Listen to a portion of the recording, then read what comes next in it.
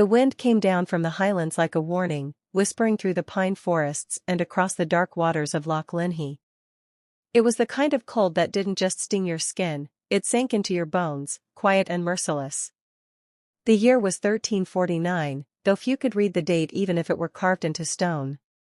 To the people of the glen, time wasn't measured in numbers or calendars, it was counted in winters survived, in harvests that hadn't failed, in the slow grind of survival. In the shadow of Ben Nevis, among damp fields and rough thatched cottages, a boy named Ewan MacNeil stood barefoot in the frost, staring at the horizon. The mist was thick enough to blur the outline of the mountains, and for a moment, it looked as though the world itself was dissolving into air. He had seen 11 winters. His hands were small but already hard, calloused by work that no child should have to do. His mother, Ailís, watched him from the doorway of their hut. Her eyes were tired, yet there was still a softness there, the kind that refused to die, even when everything else had turned to stone. Her husband, Fergus, had died 2 winters ago when the fever swept through the glen, burning through the village faster than any torch. He had been strong, broad-shouldered, always laughing even when there was nothing to laugh about. But laughter had no power against sickness. The night he died, Ewan had woken to the sound of his mother's sobs, quiet and broken, as she tried to keep him warm in her arms. Life since then had become a test of endurance. Each day began before the light, before the frost thawed on the fields. Ewan and his mother would gather what little they had, repair what little they could. Some days they bartered the woven wool Ailís made with the other villagers for oats or turnips. Other days, there was nothing to trade. Hunger had become a familiar guest, one that never truly left. But what truly haunted them was not hunger, it was fear. Fear of the lords who owned the land, who sent riders to collect their taxes in grain, wool, or work. Fear of the wars that raged beyond the glen, where the Scots fought not just the English but each other. Clan against clan, name against name, it never ended. When the riders came, they came with smoke and steel. Ewan remembered the first time he saw them. Their horses were tall and black, eyes flashing like coins in the firelight. The men wore heavy coats lined with fur, their faces half hidden by helmets and shadows. They did not speak much. They didn't have to. Their presence was enough. That day, they took half the winter's food and 3 of the strongest men to serve in the Lord's army. One of them never came back. After they left, Ailís sat by the hearth for a long time, staring at the flames. "The world doesn't ask permission to be cruel," she whispered. "But we can still choose what we hold on to." Ewan didn't fully understand what she meant then. But he would. Weeks passed, the snow deepened, and the river froze thick enough to walk on. The air smelled of smoke and salt, and the night stretched endlessly. When food ran out, they boiled roots and chewed on bark. Yet Ailís never let the fire die, not once. Even when she had nothing to cook, she kept it burning. "As long as the fire lives," she'd say softly, "so do we." Then came the night that changed everything. The wind howled like a beast through the valley, and the moon was buried behind thick clouds. Ewan was asleep when the sound of hooves broke the silence, slow, deliberate, and wrong. He sat up, heart pounding, and saw through the small crack in the wall the flicker of torches. His mother's voice came in a whisper, "Stay here." But the fear in her eyes told him what she couldn't say. They were the king's men, tax collectors returning earlier than expected. The village had nothing left to give. Ailís stepped outside, clutching her shawl tight around her. Her voice trembled but stayed firm. "We've already paid," she said. "There's nothing left." The leader, a tall man with a scar that ran from his eye to his neck, dismounted slowly. "Then you owe in labor," he said coldly. "The law doesn't forget." Ewan watched through the slats of wood, fists clenched, as the man's hand gripped his mother's arm. She struggled, shouting for him to leave, and in a flash of movement, his hand struck her across the face. Ewan's breath caught in his throat. Something inside him broke loose, a scream, a fury older than his years. He ran from the hut before he even realized what he was doing. He threw himself at the soldier, small hands clawing at armor, teeth sinking into flesh. For a moment, the man actually staggered.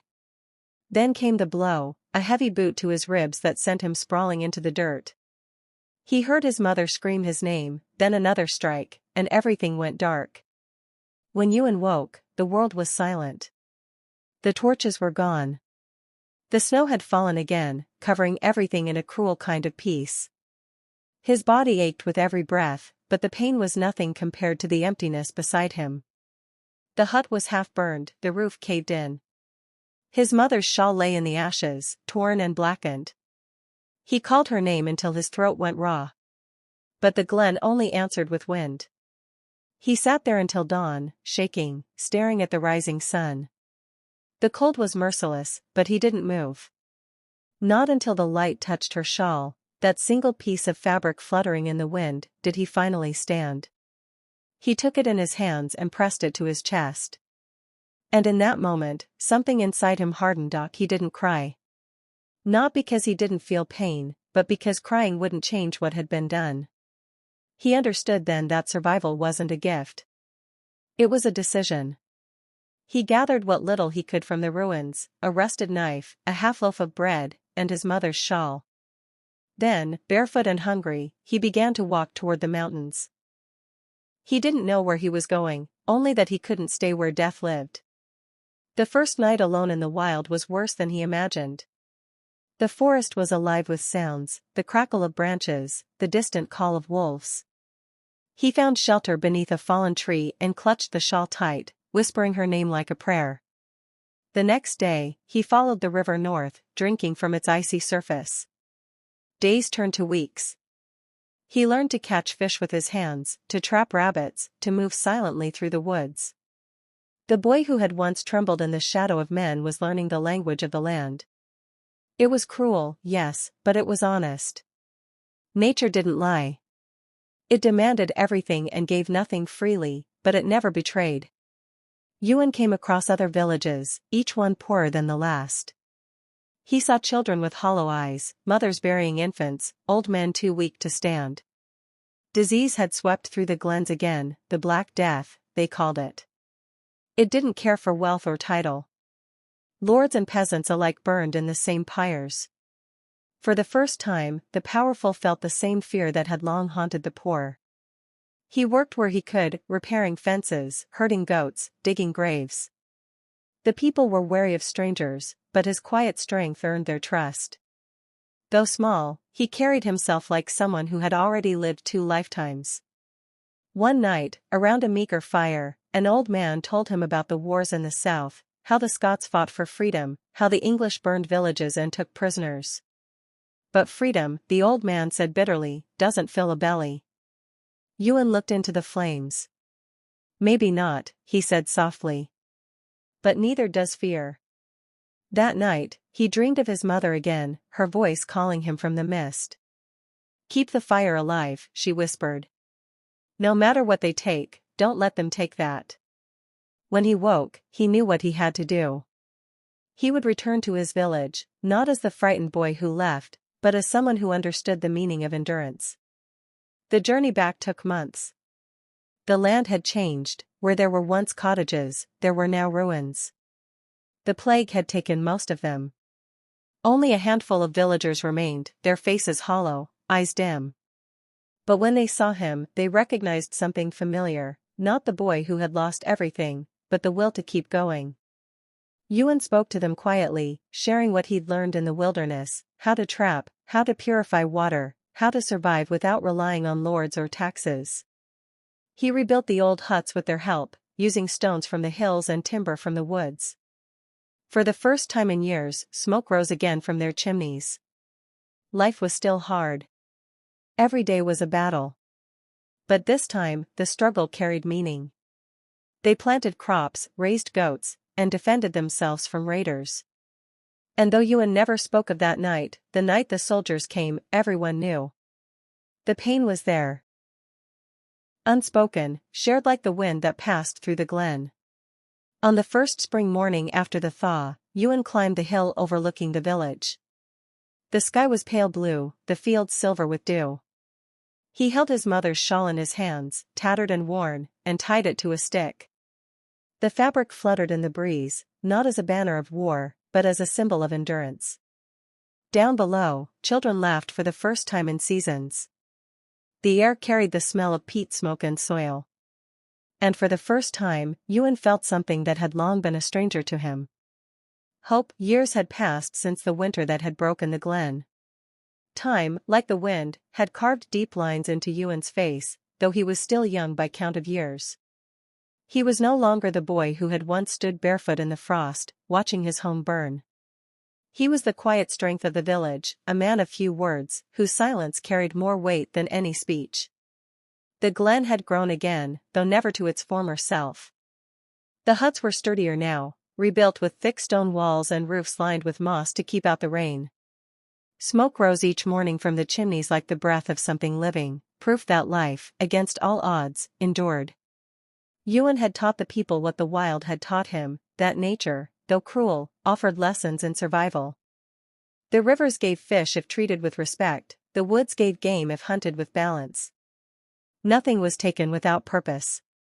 Nothing wasted. Slowly, the glen had become a small refuge in a country still torn apart by hunger and war. But peace was fragile in medieval Scotland. The shadow of power always reached far, even into the quietest corners. Word began to spread that the king's men were once again marching north, this time not for taxes, but for recruits. The wars against England had reignited.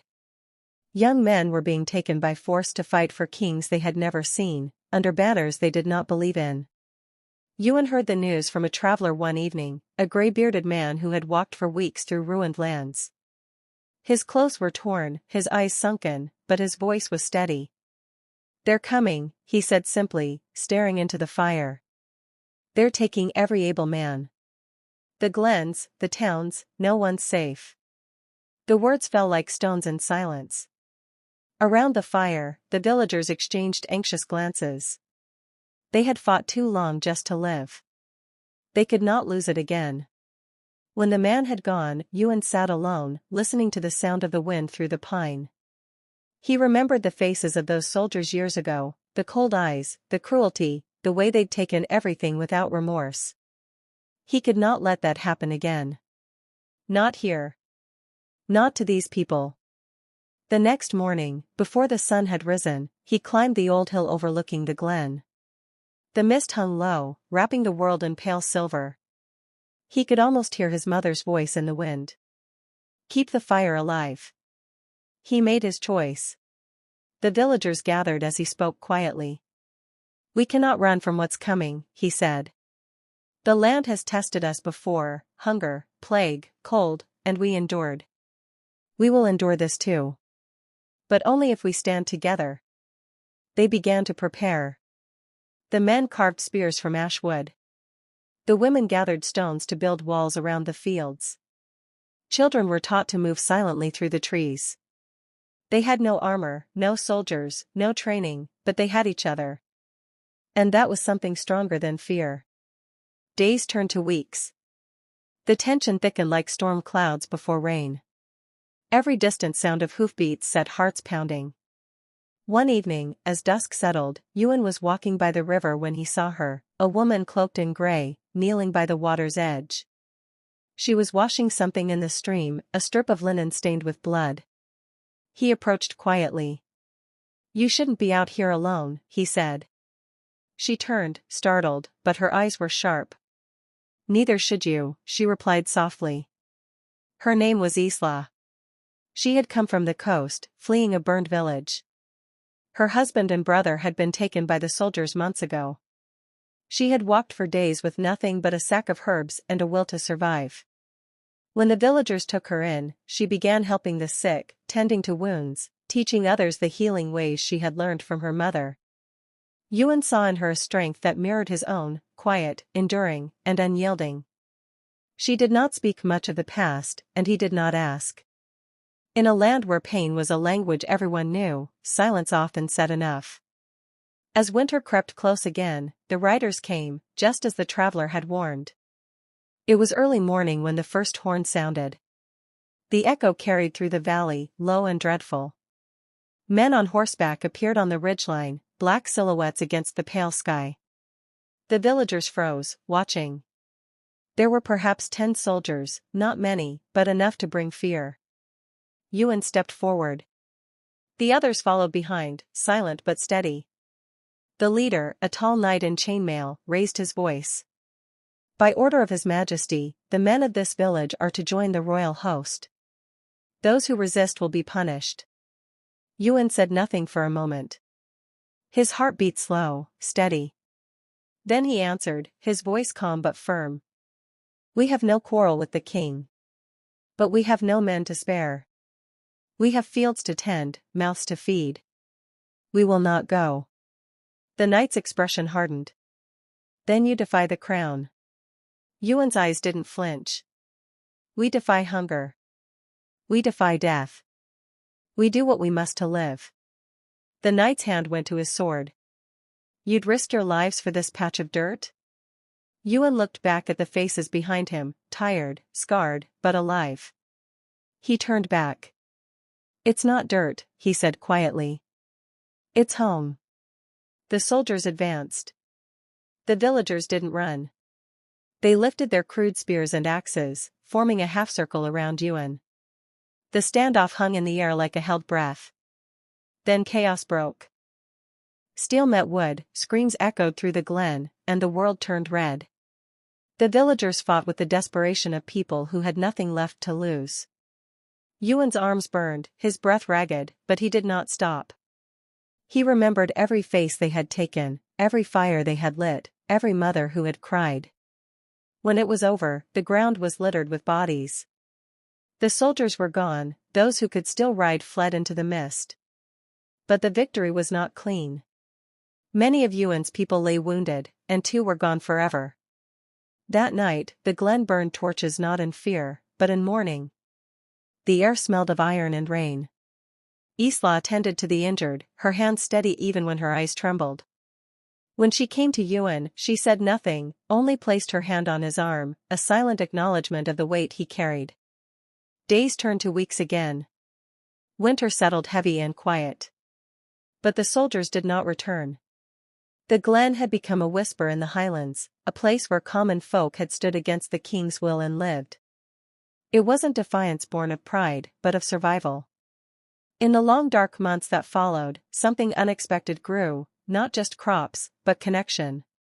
Isla and Ewan often worked side by side, repairing the fences, tending the fire, sharing the silence that both had learned to live with. Slowly, the ache inside them began to soften, not vanish, but become bearable. One evening, as snow fell thick and quiet, Isla said softly, "Do you ever think of leaving? Of going somewhere the wars can't reach?" Ewan smiled faintly. "I used to," he said. "But I learned the wars always find you, if not on the land, then in the heart." She looked at him, the firelight catching the edge of her face. "Then what keeps you here?" He thought for a moment. "The promise I made to my mother," he said. "To keep the fire alive." Isla nodded.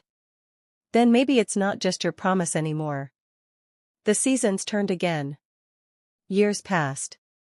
The wars continued beyond the hills, but the glen remained untouched, a small miracle in a violent age.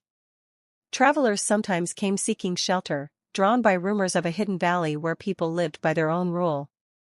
Ewan welcomed them, shared what little they had, and taught them the old lessons: respect the land, work together, never forget those who came before. Children grew where there had once been graves. Laughter returned. And though life was still hard, always hard, it carried warmth again. Ewan grew older. His hair silvered, his hands scarred and rough from decades of work. Sometimes, he would stand on the same hill where he once tied his mother's shawl and look out over the glen, now dotted with smoke, movement, life. The shawl was long gone, but the memory of it remained like the wind itself, unseen, but always there. One autumn evening, as the sky burned gold over the peaks, Isla joined him. The years had changed her too, but her eyes still held that same calm light. They stood in silence for a long while. "Do you think they'll remember us?" she asked quietly. Ewan smiled faintly. "Maybe not by name. But they'll remember what we built. People like us, we don't leave stories written in stone." We leave them in the hands that come after. She looked at him, eyes shining. And when you're gone? He turned to her, his voice low. Then the fire will be yours to keep. The wind picked up, carrying the scent of pine and peat. Far below, the laughter of children echoed faintly across the glen, the sound of life, defying time. That night, as Ewan lay by the hearth, the flames dancing softly, he closed his eyes. He saw his mother again, not as the broken woman from that winter long ago, but as she had been before the world turned cruel. Smiling, strong, warm. You kept it alive, her voice whispered in the dark. He exhaled, slow and peaceful, and for the first time in years, he felt no weight, no cold, no fear. Only warmth. When dawn came, the fire was still burning. The villagers found him there, a calm expression on his face, the glow of the embers reflecting in his hands. Isla knelt beside him, tears silent but steady. She didn't speak. She simply fed the fire with another piece of wood and watched the flames rise higher. And so the story of Ewan MacNeil, the boy who had lost everything, and yet rebuilt life from ashes, became a quiet legend in the Highlands. Not written in books, not sung by bards, but carried in whispers, in fires lit across generations. Because in medieval Scotland, life was brutal beyond words. But even in the darkest winters, there were always those who refused to let the flame die. And perhaps that is why, centuries later, when the wind sweeps across the glens at night, some say they still hear it, a soft voice carried through the mist, steady and sure, saying the same words that once kept a boy alive. Keep the fire burning.